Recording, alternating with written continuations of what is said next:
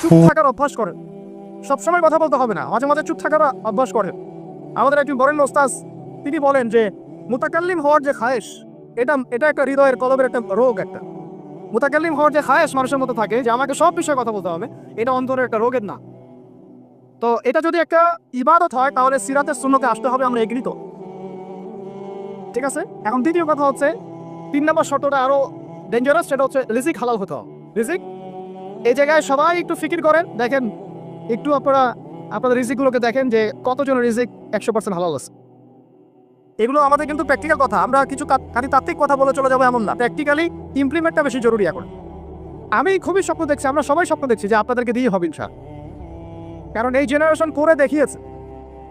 করে দেখিয়েছে, এবং তারা আমাদেরকে দেখিয়েছে কোন ভাষায় কথা বললে কাজ হয়। এতদিন তো আমরা বলে আসতাম, তো এই ভাষার কথা বললে আপনারা আমাদেরকে অনেক ত্যাগ দিতেন। ঠিক আছে, দেখেন